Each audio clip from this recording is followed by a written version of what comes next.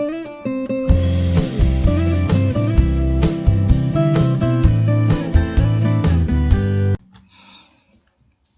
pessoal, bem-vindos a mais esta videoaula. Dando continuidade ao eletromagnetismo, hoje vamos estar falando sobre fluxo elétrico. Na física, uma ferramenta importante para a simplificação de um problema consiste em usar as propriedades de simetria dos sistemas. A simetria, juntamente com um novo conceito, a lei de Gauss, a fim de simplificar a determinação de campos elétricos. Dentre outras coisas, a lei de Gauss também pode nos ajudar a compreender como se dá a distribuição das cargas elétricas em corpos condutores. O campo elétrico produzido por uma dada distribuição de cargas em um ponto P pode ser obtida considerando-se a distribuição como um conjunto de cargas pontiformes, cada uma das quais produzindo um campo elétrico E. O campo elétrico resultante no ponto P é, então, dado pela soma vetorial dos campos elétricos produzidos por todas as cargas pontiformes. Se invertermos a situação, ou seja, se conhecermos a configuração do campo elétrico em uma dada região, o que poderíamos afirmar sobre a distribuição de cargas nesta região? Vamos começar com um exemplo simples que dá uma ideia do espírito da lei de Gauss. A figura abaixo mostra uma partícula de carga mais Q, cercada por uma esfera imaginária, cujo centro é a posição da partícula. Então aqui a gente tem uma esfera imaginária. Em todos os pontos da esfera, os vetores do campo elétrico têm o mesmo módulo, dado por E igual ao K0 vezes a carga dividido pela distância ao quadrado, e apontam radialmente para longe da partícula, isto porque a partícula é positiva. Dizemos que os vetores do campo elétrico e as linhas de campo elétrico atravessam a superfície. Então aqui a gente tem as linhas de campo elétrico e aqui os vetores. Então todas elas atravessam essa superfície. Suponhamos que tivéssemos a mesma situação anterior, exceto pelo fato de que a carga da partícula agora é 2 vezes Q. Como a carga envolvida é 2 vezes maior, o módulo dos vetores do campo elétrico que atravessam a mesma superfície esférica imaginária é 2 vezes maior que na figura anterior. E a densidade das linhas de campo também vai ser 2 vezes maior. Foram observações como essa que levaram à lei de Gauss. Vamos imaginar um terceiro exemplo, mostrado na figura abaixo, em que uma partícula está no centro da mesma superfície esférica imaginária anterior. Quais são o sinal e o valor absoluto da carga? Então, se a gente avaliar os vetores do campo elétrico, eles apontam para a partícula. Então, sabemos desta forma que a partícula é negativa. Aproximação negativa. Além disso, como o comprimento dos vetores é metade do comprimento dos vetores da primeira figura, concluímos que o valor absoluto desta carga é de meio Q. Negativo e vale a metade da primeira lá. Usar a lei de Gauss é como saber qual é o presente examinando o papel em que o presente está embrulhado. Essa foi uma definição de Haliday-Resnick. Os problemas envolvendo o campo elétrico são de 2 tipos. No primeiro tipo, conhecemos a carga e usamos a lei de Gauss para determinar o campo elétrico em um dado ponto. Nos do segundo tipo, nós conhecemos o campo elétrico em uma superfície e usamos a lei de Gauss para determinar a carga envolvida por esta superfície. Entretanto, na maioria dos casos, não podemos usar a lei de Gauss simplesmente observando o sentido e o comprimento dos vetores do campo elétrico em um desenho. Precisamos de uma grandeza física que descreva a quantidade de campo elétrico que atravessa uma superfície. Essa grandeza é chamada de fluxo elétrico. fluxo elétrico de um campo elétrico uniforme. Então, fluxo elétrico é uma grandeza proporcional ao número de linhas de campo que penetram em alguma superfície. Para fluxo elétrico, usamos o símbolo, então a letra φ maiúscula com um índice inferior E maiúsculo, para lembrarmos que estamos considerando fluxo elétrico. Inicialmente, considere uma superfície plana com a área A perpendicular a um campo elétrico uniforme. Definimos o fluxo elétrico através dessa área como o produto do módulo do campo elétrico pela área da superfície. Então, fluxo elétrico vai ser o campo elétrico vezes a área da superfície. Podemos descrever o fluxo elétrico em termos das linhas de campo que passam através da área A. Quando a área A é plana, mas não perpendicular ao campo, um número menor de linhas vai passar através dela. Se estiver inclinado, menos linhas vão passar por essa área.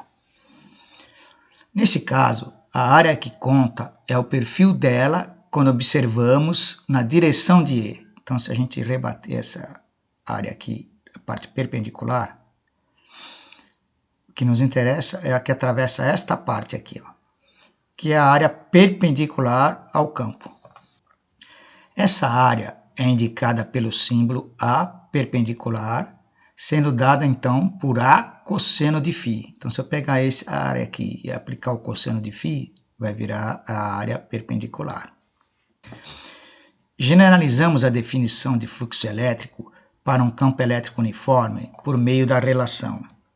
Então, que o fluxo elétrico vai ser o campo elétrico vezes a área vezes o cosseno do φ entre a área perpendicular ao campo e a área efetiva. Se a superfície plana estiver paralela às linhas de campo, temos que o cosseno de 90 graus é igual a zero e o fluxo elétrico é nulo, ou seja, nenhuma linha de campo vai atravessar esta superfície. Aí o fluxo é zero. Generalizando, podemos escrever então o fluxo elétrico como o produto escalar entre os vetores E e A para um campo elétrico uniforme e uma superfície plana, como sendo fluxo vai ser o produto do campo E vezes o vetor área A. No sistema internacional, a unidade de fluxo elétrico é Newton vezes metro quadrado por Coulomb. Fluxo elétrico de campo elétrico não uniforme. O que ocorre quando o campo elétrico não é uniforme e varia de um ponto ao outro ao longo de uma superfície de área A? Ou o que ocorre quando a área é parte de uma superfície plana? Neste caso, nós dividimos em pequenos elementos de superfície de área dA. Cada um deles possui um vetor unitário perpendicular à respectiva superfície e um vetor área dA, que vai ser esse vetor perpendicular vezes esse dA. Calculamos o fluxo elétrico através de cada um desses elementos e integramos o resultado para obter o fluxo elétrico total. Então, o fluxo elétrico vai ser a integral de E cosseno φ vezes dA. Ou podemos escrever que é a integral do campo elétrico perpendicular à área vezes a variação da área. Ou ainda que é a integral do campo elétrico vetorial vezes a derivada da área vetorial. Lei de Gauss. A lei de Gauss é uma alternativa à lei de Coulomb. Embora seja completamente equivalente à lei de Coulomb, a lei de Gauss apresenta uma forma diferente de expressar a relação entre carga elétrica e campo elétrico.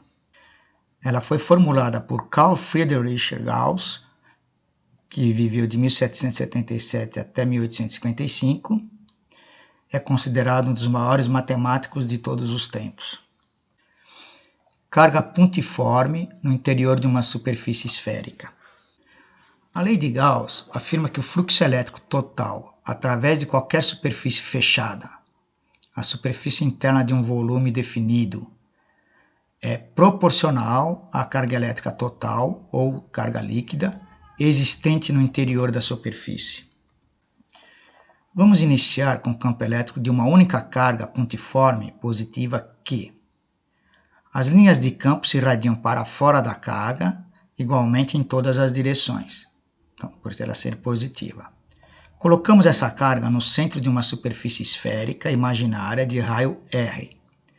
O módulo do campo elétrico em qualquer ponto sobre essa superfície vai ser dado, então, por E igual a 1 sobre 4π ε0, que é o nosso K0, vezes o módulo da carga, dividido o raio dessa esfera ao quadrado. O vetor campo elétrico é perpendicular a cada ponto da superfície e o seu módulo é sempre o mesmo em todos os pontos. O fluxo elétrico resultante é dado pelo produto do módulo do campo elétrico pela área total da superfície da esfera, que no caso é dado por 4π vezes o raio ao quadrado. Então nós temos que o fluxo elétrico é o campo vezes a área, o campo é 1 sobre 4π ε0 vezes o módulo da carga dividido pelo raio da esfera ao quadrado, e a área da esfera é 4π r ao quadrado. Assim nós podemos cancelar o 4, o π e o raio ao quadrado, sobrando apenas o módulo da carga sobre ε0.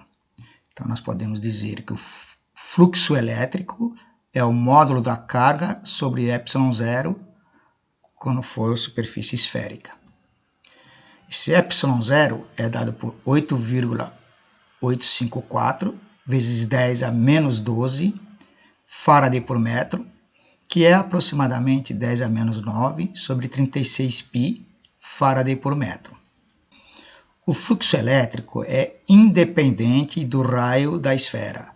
Ele depende apenas da carga existente no interior da esfera. Carga pontiforme no interior de uma superfície não esférica. Nós podemos dividir uma superfície irregular inteira em elementos, pequenos elementos, dA, calcular o fluxo elétrico, E vezes esse dA vezes o cosseno do φ, para cada elemento e somar os resultados fazendo a integral. Se projetarmos cada um dos elementos dessa área sobre um elemento correspondente de uma superfície esférica contida em seu interior, o fluxo elétrico total através da superfície irregular deve ser igual ao fluxo elétrico total sobre a superfície esférica, e Gauss demonstrou isso. Aqui nós não vamos demonstrar, tá? Portanto, para a superfície irregular, nós temos que o fluxo elétrico é igual à integral do campo elétrico vezes essas pequenas porções de áreas. E é dado por módulo de Q dividido por ε0. A fórmula abaixo ela vale para qualquer forma e tamanho da superfície, desde que esta seja fechada e contenha uma carga Q em seu interior. A circunferência em torno do símbolo da integral serve para lembrar que a integração sempre deve ser feita sobre uma superfície fechada. Então tem que ser superfície fechada. Os elementos de área dA e os elementos unitários N correspondentes sempre apontam para fora do volume delimitado pela superfície. Logo, o fluxo elétrico é positivo nas áreas sobre as quais o campo elétrico aponta para fora da superfície e negativo quando aponta para dentro da superfície. Agora atingimos a etapa final para obtermos a forma geral da lei de Gauss. Suponha que no interior da superfície exista não apenas uma carga pontiforme Q, mas diversas cargas Q1, Q2, Q3 e assim por diante. O campo elétrico total em qualquer ponto é dado pela soma vetorial dos campos elétricos de cada carga individual. Vamos designar por Qint a carga total existente no interior da superfície e vai ser a soma de todas as cargas individuais de cada uma. Seja também E o campo elétrico total no ponto da superfície correspondente ao elemento de área dA, e seja E perpendicular o componente perpendicular ao plano desse elemento, ou seja, paralelo a dA. Então, podemos escrever uma equação análoga à equação para cada carga, com seu campo elétrico correspondente, e somar os resultados. Fazendo isso, obtemos o enunciado matemático geral da lei de Gauss. Então, a lei de Gauss nos diz que o fluxo elétrico é a integral do campo vezes a variação da área. E aí tem que ser uma integral numa área fechada. E é dado pela carga interna dividido pelo ε0. Então, o fluxo elétrico total através de qualquer superfície fechada é igual à carga elétrica total ou carga líquida existente no interior da superfície dividida por ε0. Atenção!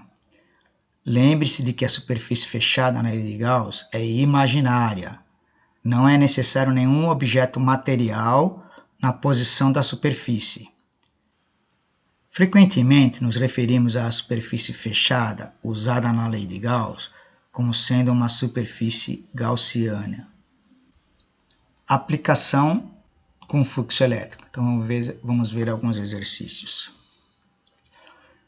Uma espira circular com 40 cm de diâmetro é girada em um campo elétrico uniforme até que uma posição de máximo fluxo elétrico é encontrada.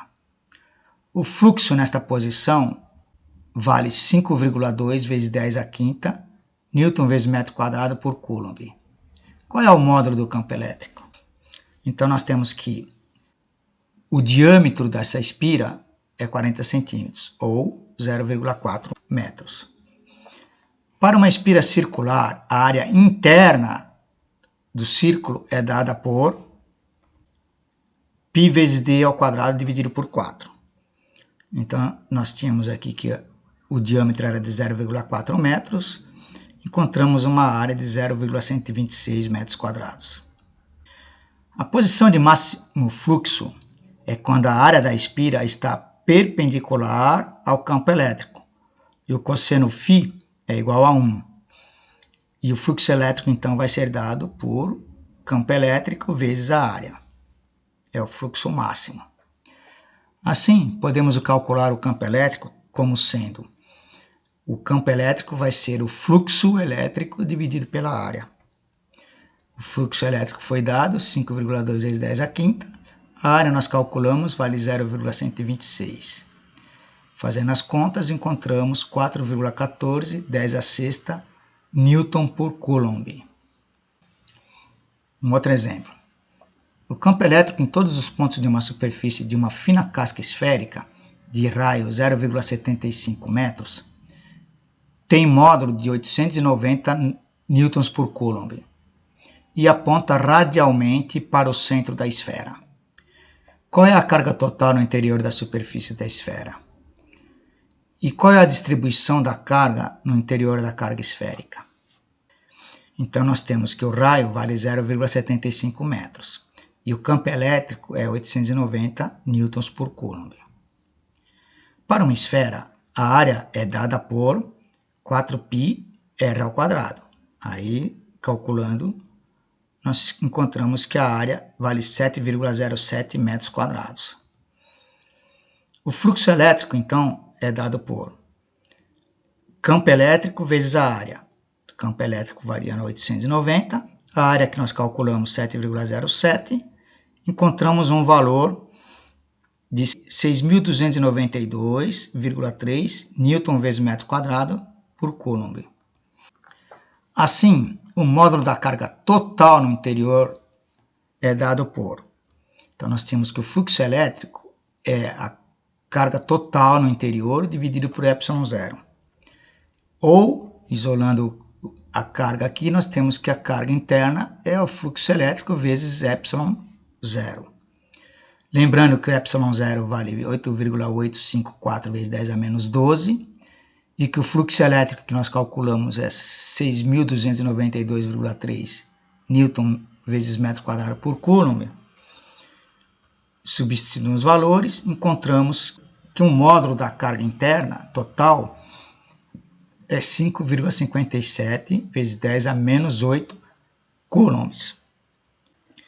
Como foi dito que o campo elétrico aponta radialmente para o centro da esfera, podemos afirmar que a carga resultante é negativa.